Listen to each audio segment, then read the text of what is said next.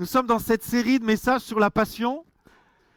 Et la passion, ça fait peut-être plus penser à Pâques, n'est-ce pas? Là où Christ est mort et où il est ressuscité. Mais finalement, si ça nous fait penser à Pâques, sa mort, c'est d'abord parce qu'il est venu, qu'il a pris l'apparence d'un petit enfant. Et il y a quelques mois de cela, on a fait une étude sur l'étude de Christ. Et voyez, dans le plan parfait de Dieu, peut-être que c'est encore sur Internet, écoutez ces prédications où Jésus c'était pas un homme qui s'est transformé en Dieu. Voyez? Il n'est pas arrivé à l'âge de 30 ans sur la terre. Il a suivi le parcours normal pour justement que tout le monde puisse réaliser qu'il est passé par là où nous sommes passés. Parce qu'il y a tellement d'autres versets importants dans la Bible qui nous parlent que lui-même a été tenté comme nous en toutes choses, sans commettre de péché, pour que nous puissions avoir un modèle à suivre. Le modèle, ce n'est pas que les apôtres, aussi grands soient-ils et combien ils ont été bénis et inspirants. Le modèle, c'est Christ, alléluia. L'apôtre Paul lui-même dira, mais imitez-moi comme moi-même j'imite Jésus. Et Jésus est venu comme ce simple enfant qui a grandi pour que nous puissions avoir en lui un repère. Peut-être que tu manques de repères dans ta vie, repères spirituels, repères familiaux. Christ est le repère de tout cela qui peut te conduire sur la vie ici-bas. Bien sûr qu'il y a l'éternité, mais j'aimerais te dire, il veut te bénir aussi sur cette terre. Vous n'avez pas l'air convaincu. Est-ce qu'il y a des chrétiens qui sont déjà un jour été bénis dans leur vie par Jésus? Alors je vais le redire et donnez-moi un bon amen vitaminé. Il veut aussi te bénir sur cette terre. Amen. Il y aura du café, il y aura du Béroca pour tout à l'heure, ceux qui sont fatigués. Moi, en ce moment, je carbure au Béroca. Est-ce qu'il y en a qui connaissent Béroca? Ah, voilà. On va monter un club. Quand on est un peu fatigué, fin d'année, là, ça donne de l'énergie. Le 17 novembre, nous avions parlé de la passion et nous avions dit, mais comment, si ça peut s'afficher, comment est-ce que vient la passion? Comment est-ce qu'elle naît, la passion?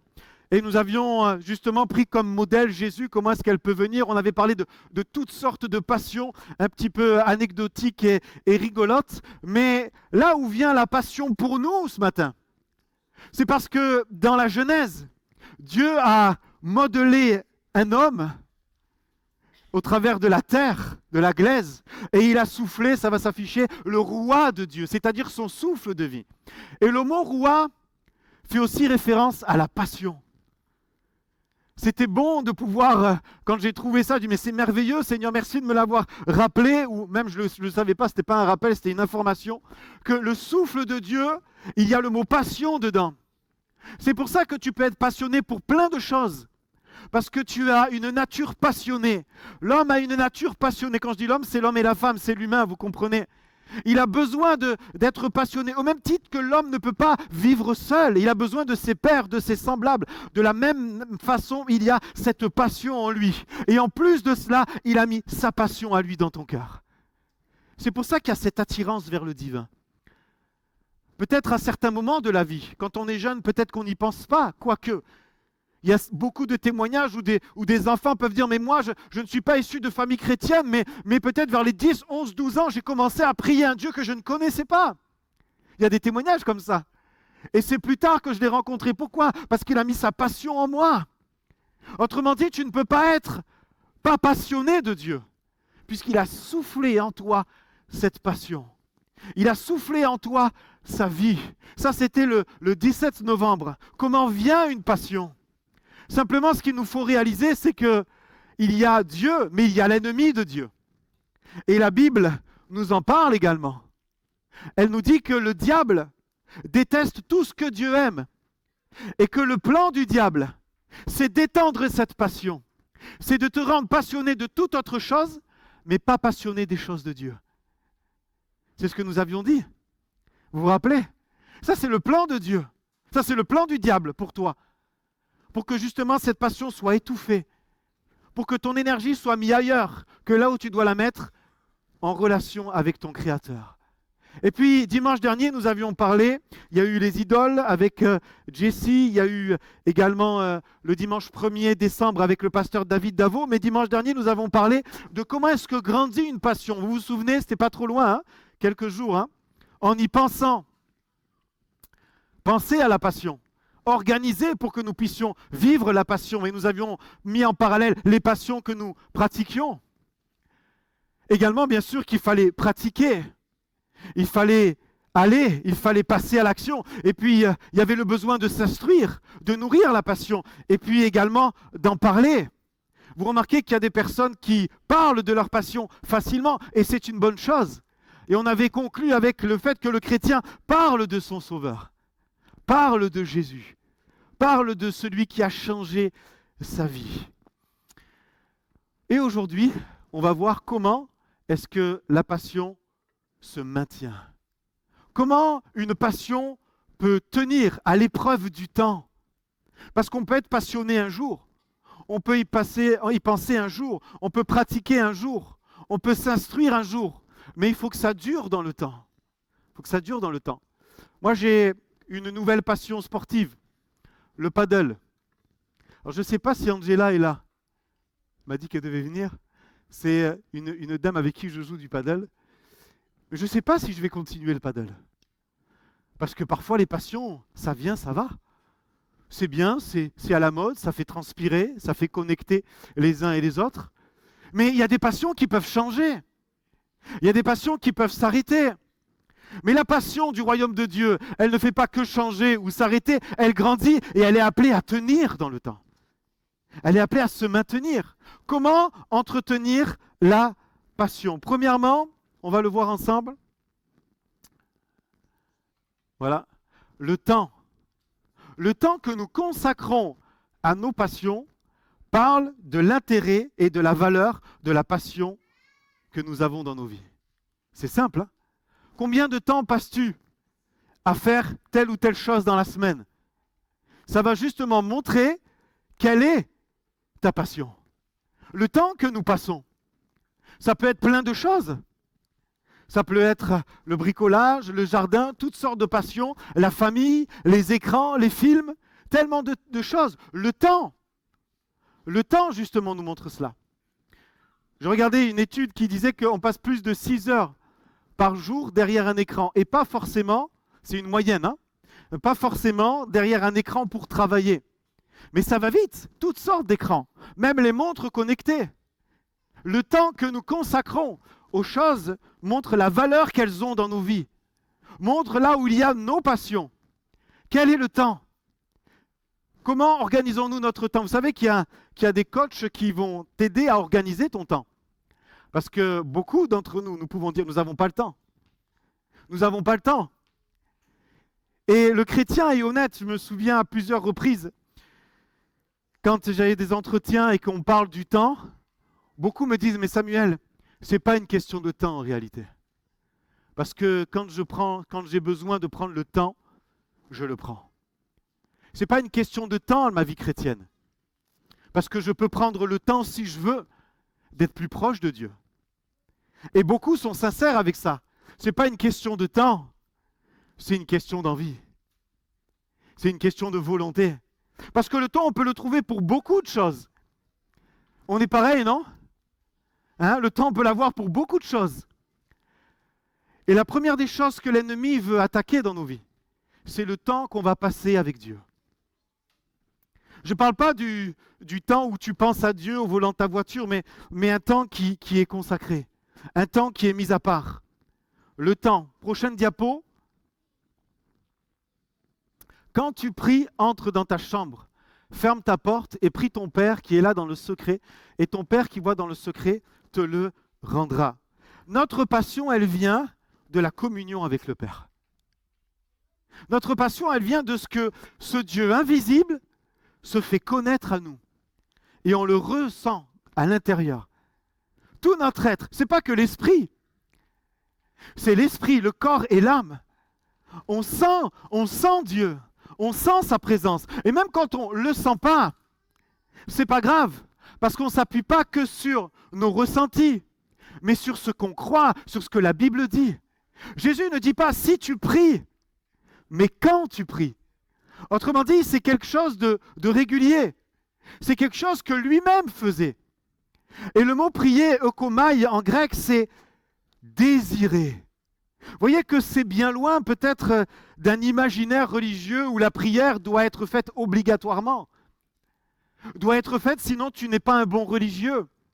Non, c'est un désir. c'est un besoin de prendre le temps et ce que Jésus dit, c'est « ferme la porte ». À l'époque de Jésus, les maisons étaient différentes des nôtres et plusieurs personnes pouvaient dormir dans une même chambre. Autrement dit, arrange-toi pour avoir du temps. Même si tu partages ta chambre, pour fermer ta porte. Et bien sûr, ça nous parle de tout le bruit extérieur et d'être là dans l'intimité avec Dieu. Vous savez, je crois, et beaucoup peuvent témoigner, que cette réalité et ce conseil de Jésus a une grande puissance dans nos vies.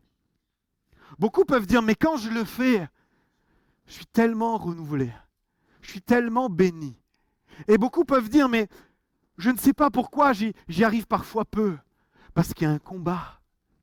Parce que l'ennemi veut tout faire pour que tu ne puisses pas aller dans ta chambre, fermer ta porte et prier ton Père qui est là dans le secret.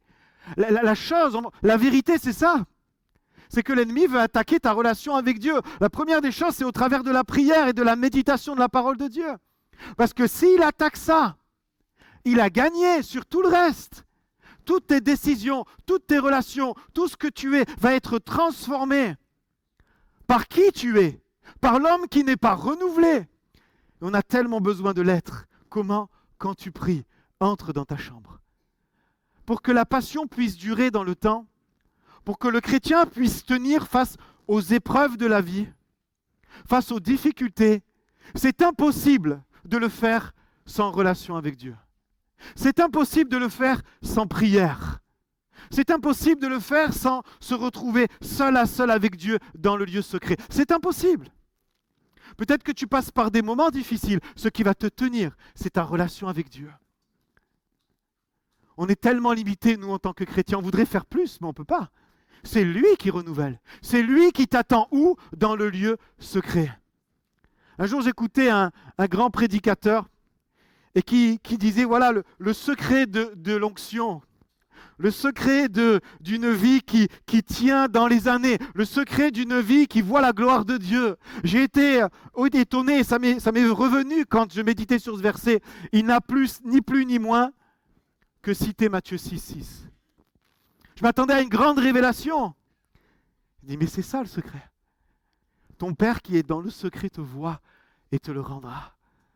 Combien expérimentent ce verset déjà? Combien savent que c'est une puissance pour que la passion puisse tenir dans le temps? Alléluia. Jésus le faisait, mais les disciples le faisaient également. Prochaine diapo. Non, ça c'est un peu plus tard. Non, mais laisse-la. Ceux qui se confient en l'Éternel renouvellent leur force. Ils prennent le vol comme les aigles. Ils courent. Regardez pour que ça dure dans le temps. Et ne se lassent point. Ils marchent et ne se fatiguent point. Est-ce que tu veux que tes forces soient renouvelées? Est-ce que tu veux parfois te détacher des choses de la terre et prendre ton envol comme l'aigle? On aimerait parfois pouvoir prendre un peu de hauteur là. Dire Seigneur, viens nous renouveler. Est-ce que tu voudrais justement que quand tu cours, ne pas être lassé et quand tu marches, ne pas être fatigué? Confie-toi en l'Éternel. Confie-toi en lui. Et se confier, kavar en hébreu, c'est espérer. Mais c'est bien plus qu'espérer, c'est s'attendre et c'est également chercher ardemment. Prendre le temps de se confier. Vous savez, on peut déposer un fardeau au Seigneur. Quelque chose qui nous tracasse, une peine.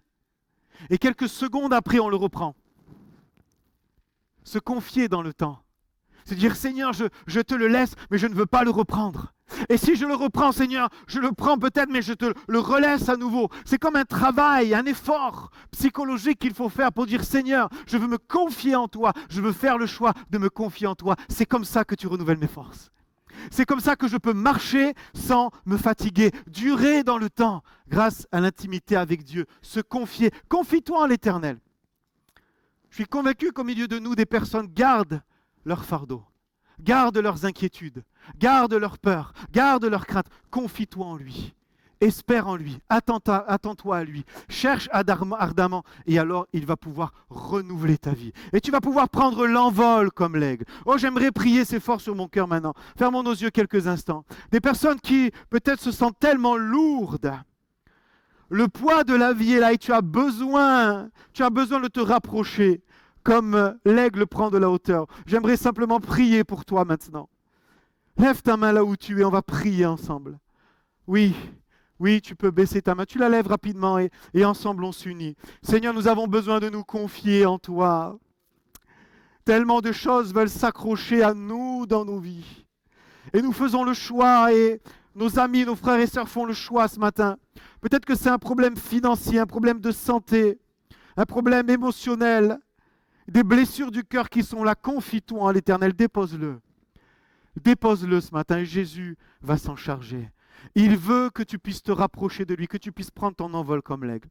Il veut que tu finisses la course, que tu sois renouvelé, que tes forces reviennent. Et nous voulons déclarer par la foi en Jésus-Christ, non pas parce que nous disons nous-mêmes, mais parce que nous nous appuyons sur la Bible, qui dit que ceux qui se confient en l'Éternel, mon frère, ma soeur, tu le vis ce matin. C'est la parole de Dieu qui le fait, qui le dit, et tu le vis sincèrement, alors tu vas pouvoir marcher.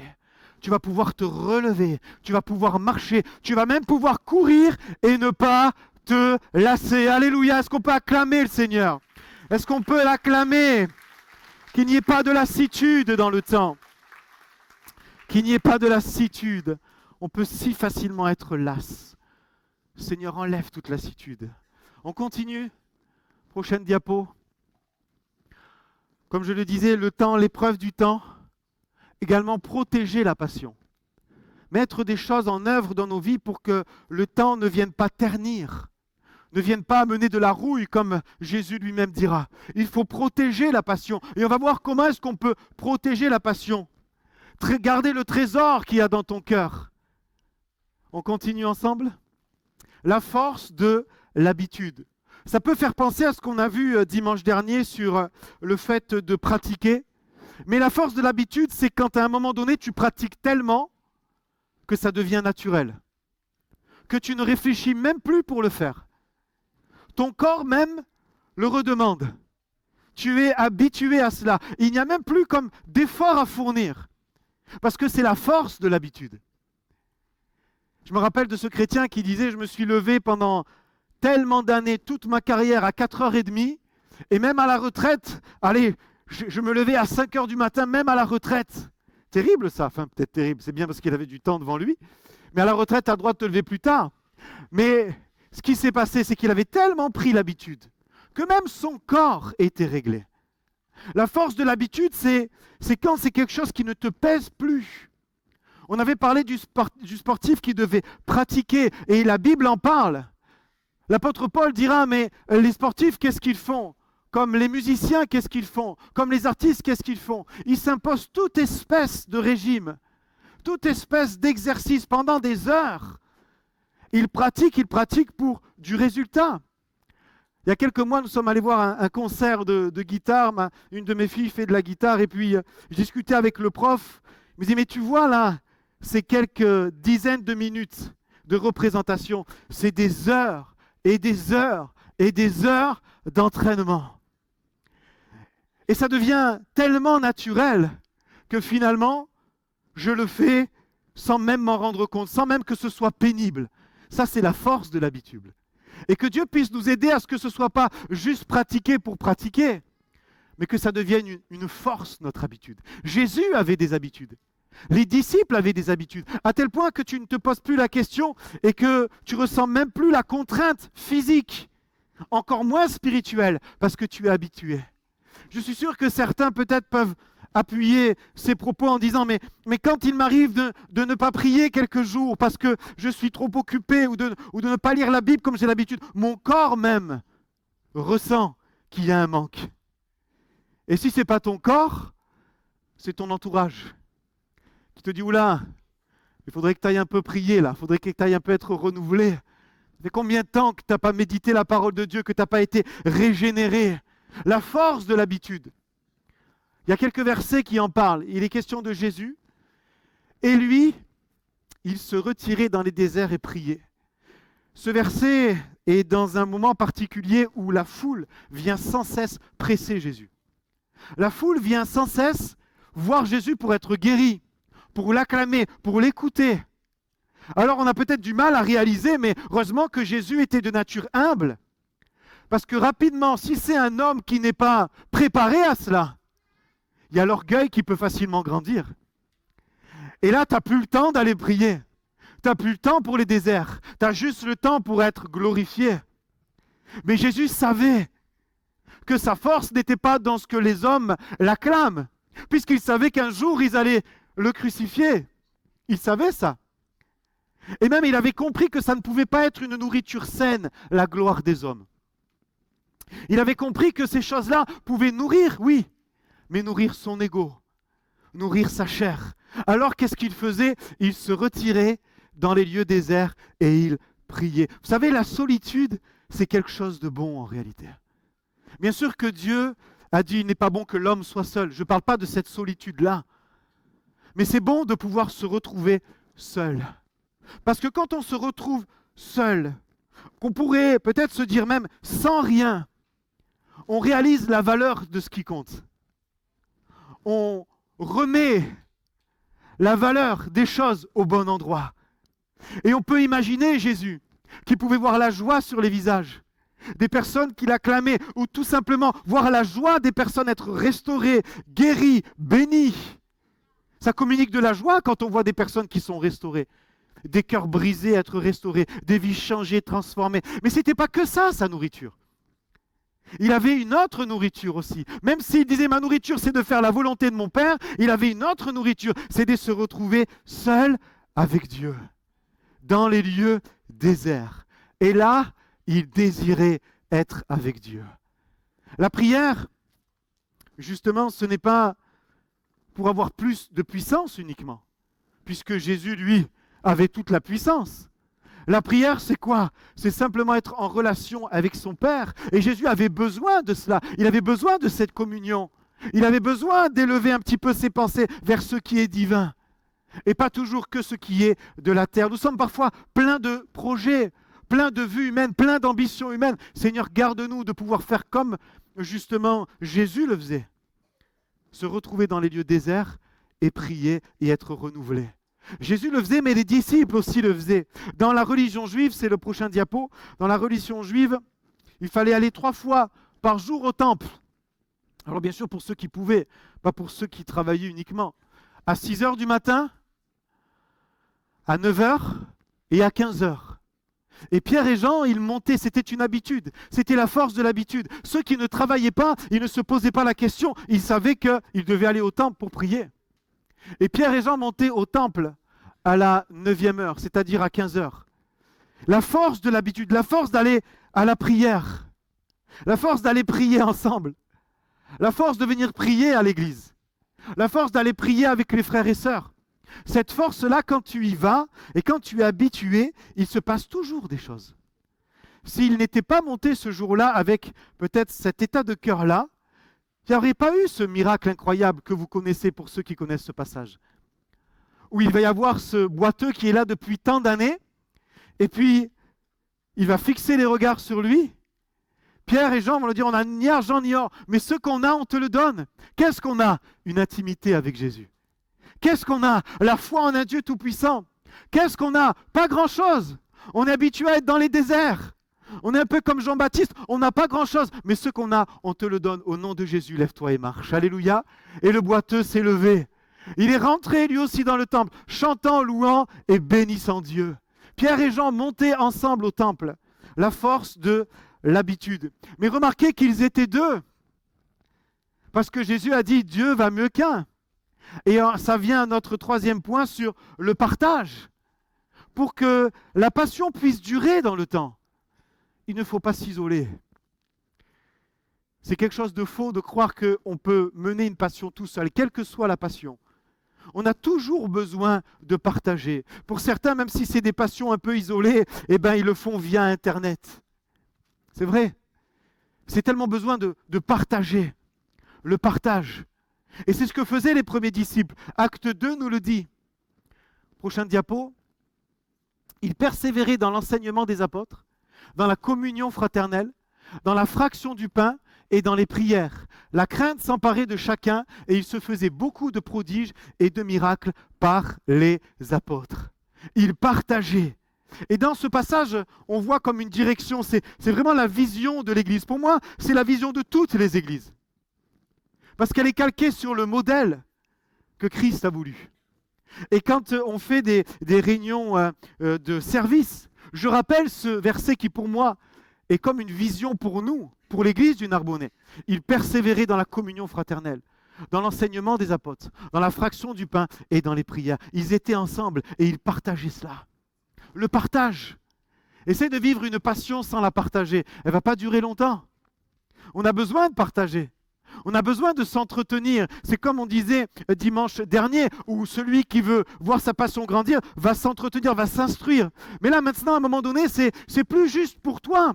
Ce que tu apprends de Dieu, c'est pas que pour toi, c'est pour le partager autour de toi. Parce qu'on apprend tous les uns des autres. On a besoin les uns des autres. C'est comme une famille. La force de se retrouver dans les fins d'année, c'est parce qu'on est ensemble. Qu'importe les histoires qu'il y a dans les familles. C'est important justement de travailler à la paix des familles.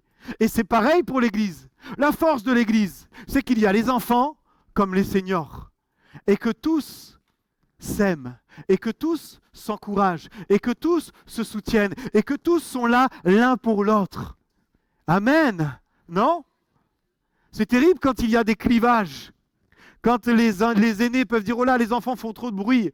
Quand tu manges à Noël autour d'un repas, tu es heureux qu'il y ait les enfants qui fassent du bruit. Hein, et dès que dans l'église ils font un peu de bruit, hop, on voudrait les faire taire. Quand papy, mamie n'est pas connecté ou n'a pas la même mentalité que les ados ont la joie de voir qu'il y a tellement de choses à apprendre avec les aînés. Et ne pas qu'il y ait de clivage. Ça, c'est tellement important. Et que dans l'église aussi, il y ait ça. Ça, c'est la beauté de l'église. Ils persévéraient ensemble. On apprend les uns des autres. Et mes amis, c'est ce que Dieu veut. S'il n'y a pas ce partage, la passion va s'éteindre. Si tu penses que c'est que ta génération qui a raison, la passion va s'éteindre et tu vas passer à côté de beaucoup de choses. Vous croyez? Même les enfants ont des choses à nous apprendre. Même les générations qui viennent après nous, qui sont tellement différents de nous, ont des choses à nous apprendre. Et on peut grandir à travers elles. Est-ce que vous le croyez? Le partage. On continue. Et puis je termine avec les mots. Comment parlons-nous de notre passion? Quels mots y mettons-nous? J'ai beaucoup parlé de la prière ce matin parce que je crois que pour que la passion chrétienne, pour que nous puissions tenir jusqu'au bout, pour que nous puissions aller jusqu'à la ligne d'arrivée, pour que nous puissions rester fidèles à nos valeurs, je crois qu'il y a beaucoup besoin de prière. De lire la Bible, bien sûr, mais de prier aussi, d'avoir une vraie communion avec Dieu. Et pour nous aider, comment est-ce que nous parlons à Dieu? Qu'est-ce que nous lui disons? Quels mots choisissons-nous? Est-ce que c'est toujours les mêmes? Est-ce que c'est rébarbatif? Ou est-ce qu'il y a justement un apprentissage dans le vocabulaire? Pour cela, nous avons la Bible qui nous aide. Parler le langage de la Bible. Parler le langage des psaumes. Parler le langage des épîtres. Parler le langage du Nouveau Testament, de l'Ancien Testament. Parlez ce langage-là. Vous allez voir combien les mots vont amener cette richesse. Il est dit justement dans le psaume 42, un psaume 45, pardon, des paroles pleines de charme bouillonnent dans mon cœur. Je dis mon œuvre est pour le roi. Que ma langue soit comme la plume d'un habile écrivain. Tu es le plus beau des fils de l'homme. La grâce est répandue sur tes lèvres. C'est pourquoi Dieu t'a béni pour toujours. C'est des paroles inspirées, hein? On ne sait pas toujours comment s'adresser au divin. On ne sait pas toujours comment s'adresser à Dieu.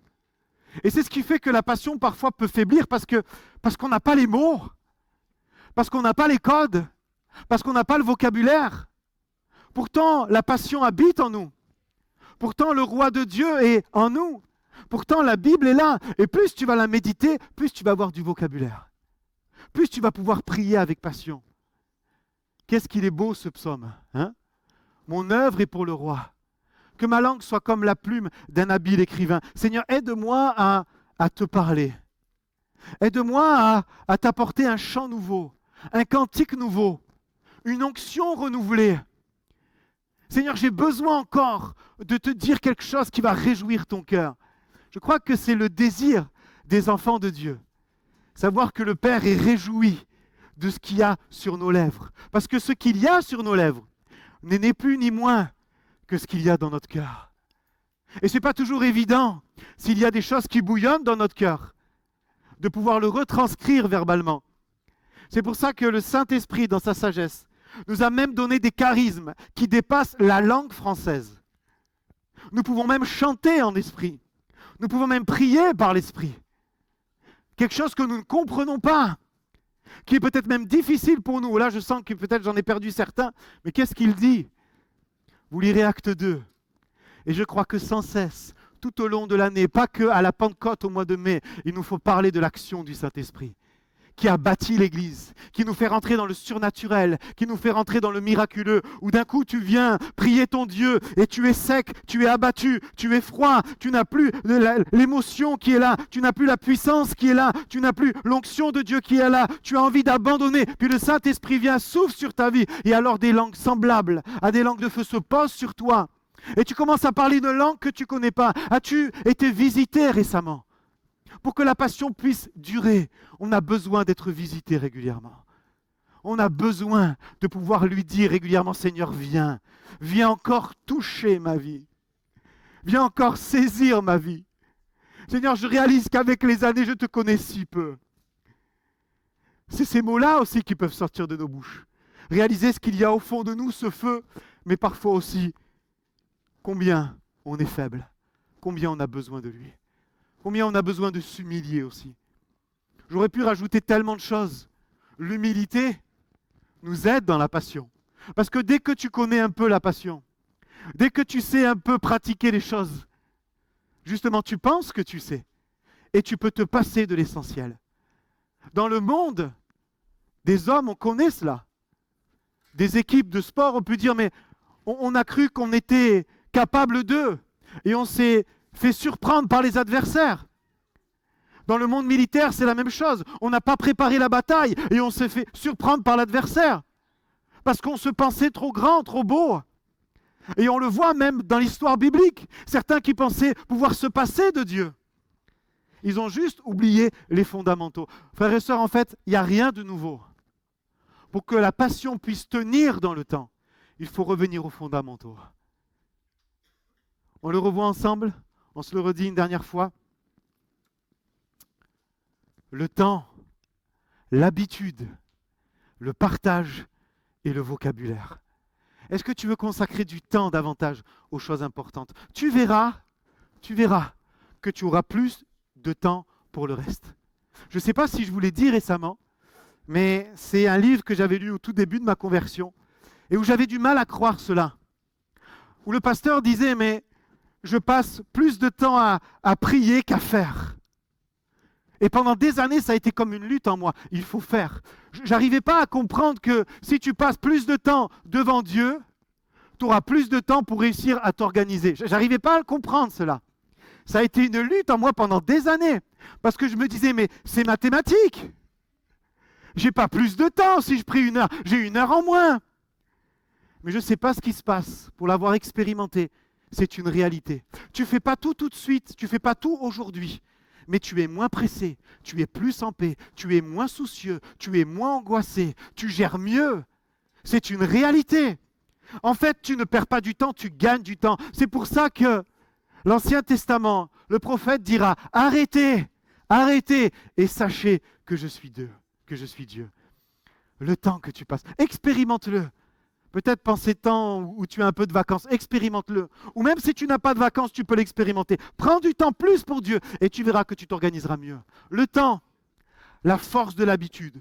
Que ce ne soit pas juste parce qu'il faut le faire. Frères et sœurs, ce thème, la passion, ça fait plusieurs dimanches qu'on en parle. C'est pour qu'on puisse grandir et qu'on puisse passer de pratiquer à la force de l'habitude. Le partage. Parlons de ce que notre Seigneur fait. Parlons de ses bontés, de ses beautés, de sa grandeur. Et bien sûr, parlons-en avec un vocabulaire renouvelé. Alléluia. Il va y avoir un temps de partage dans quelques minutes, qu'on puisse s'intéresser les uns aux autres aussi, mais parler de la grandeur de notre Dieu. Amen. On prie ensemble quelques instants.